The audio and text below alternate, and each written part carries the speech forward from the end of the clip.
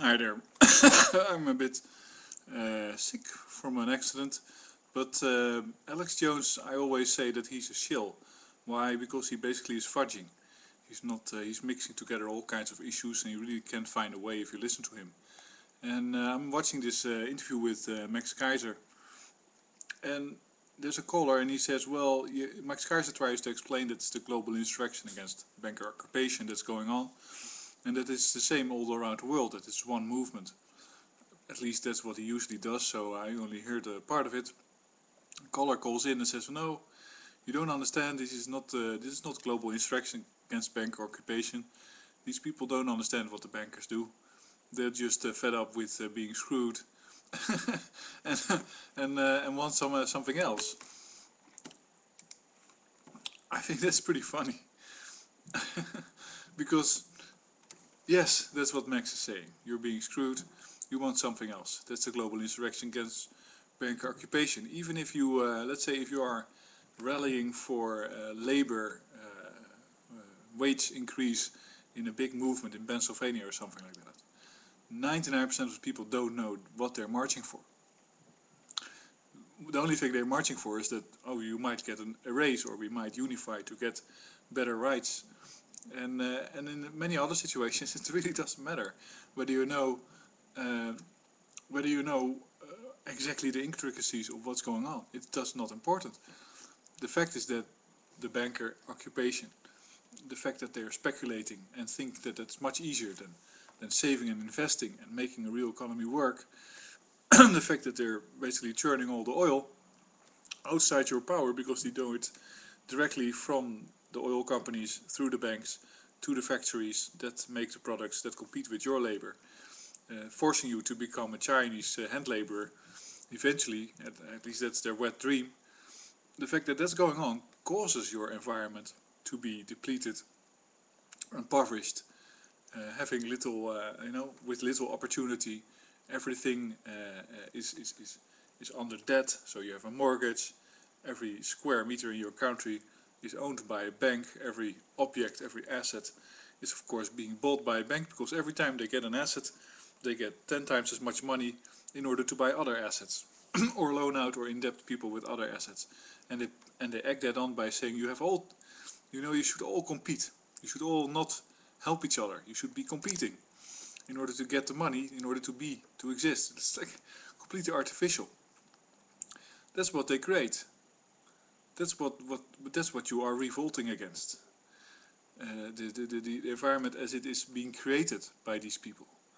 By these people, just simply banks that say, well, it's not natural to have a mortgage on your home. And here in Holland we have the situation now that it's like it's just obscene. Of course house prices are stagnating, and people don't want to sell their houses, and they're in trouble. They have to remortgage. Well, that's a big market. That's not a problem for all these banks. They gladly do that, make money off it. Now, well, there's some rules passed that say, well, you cannot make too much money off it, and you have to have a fixed fee and all that stuff. Well, there's a way to exploit that. Of course, now every advice in respect to mortgages is paid for advice. So let's say you're trapped in this mortgage thing and you can't get out, and well, let's make money telling you the most basic stuff. But if I know about it because I had a girlfriend, and I tried to help her with her mortgage because she had to refinance. And I saw a lot of these people, so I know a lot about it. But if I tell it to anybody, that's dangerous, that's illegal. So it's a monopolized franchise of telling people the most basic stuff that if you sell shoes, you don't go, well, we'll not tell you where the laces are, and we won't tell you how to put it on. Or we tell you that it's very dangerous to put them on the wrong way, but we're not going to tell you how you should do it. That's all control. That's all lies and intricacies and ways to control people out of their money. But so the new invention of the government, or new measure, which has come into force at July 15th or something like that, is that you no longer have to pay as much when you sell a house, because you used to have a fee if you sell a house of 6% of the value of the house. So if it's 100,000 euros, it's 6,000 euros, and if it's 200,000 euros, it's 12,000, so quite a lot of money. They changed that to 2%. To which the mortgage people and the house, those real estate brokers said, well, this might get the housing market moving again, because of course, you are left with a lot more money when you buy a house now, and hopefully this will make sure that the price of the houses will go up. Don't you want to buy a bigger house? Now you still have 6,000. Let's say normally you would have 18,000 to pay. Now you only have to have 6,000 to pay.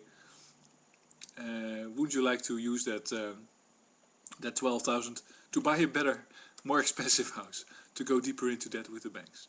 There's no winning, as long as you don't acknowledge that when somebody says very reasonably to you, go fuck yourself. So that's not the way you should say it, but like, please go fornicate with yourself. Or I don't know, maybe I'm not able to do it, but be very polite about it.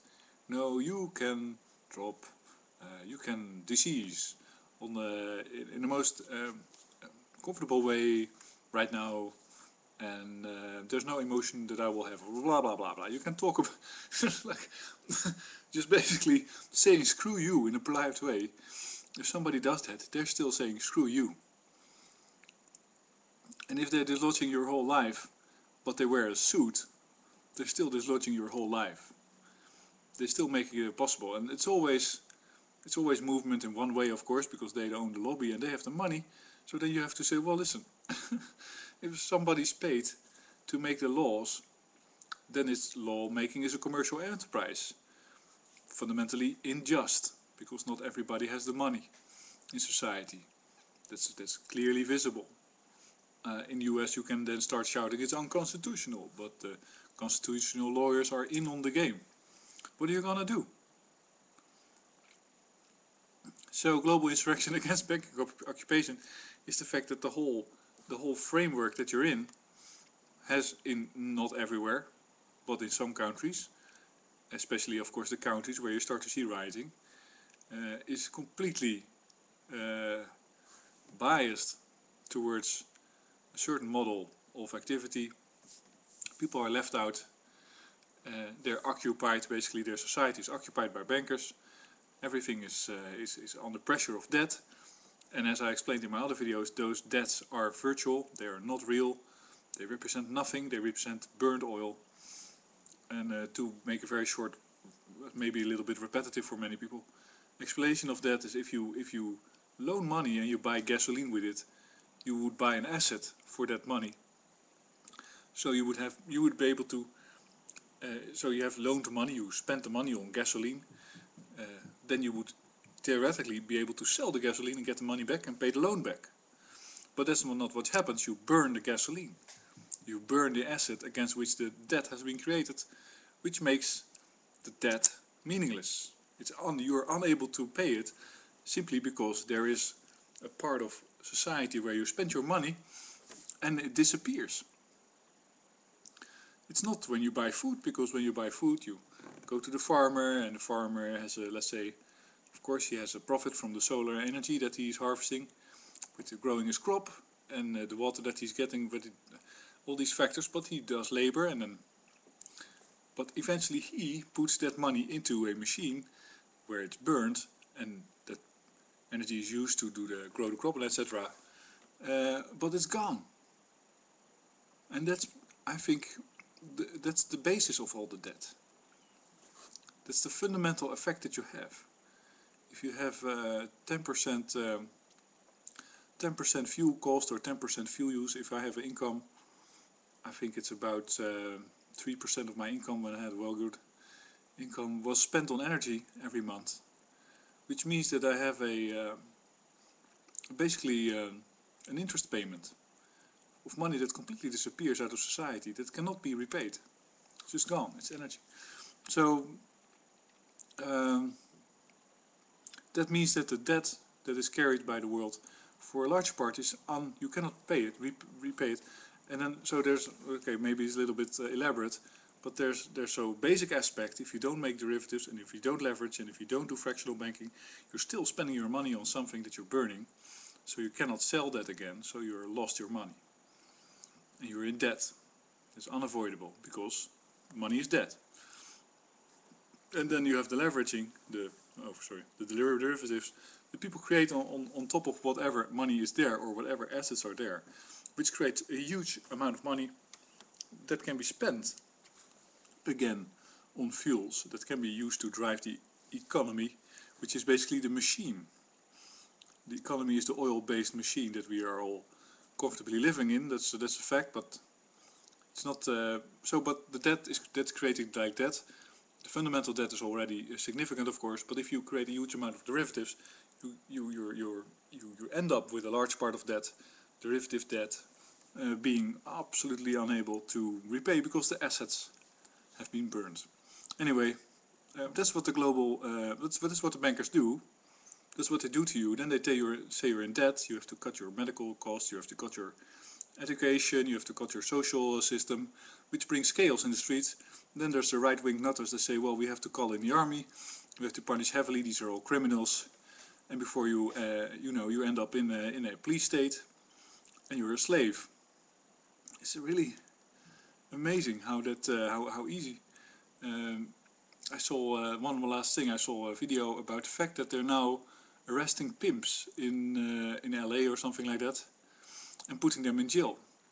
There was a CNN item, and it's about modern slavery. It's called. These prostitutes are slaves. But of course, prostitutes need protection.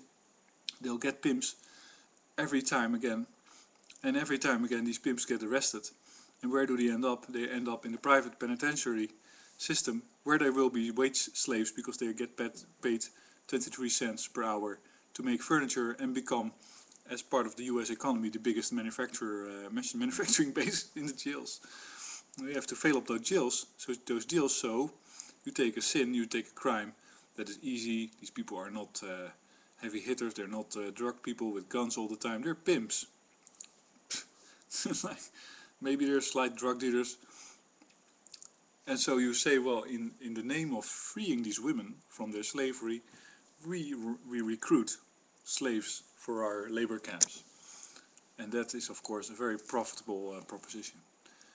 Thanks for listening, and I hope you understand a little bit more, or at least how I look at it. And whenever you're writing, know that there's a reason for it. It's the banking system.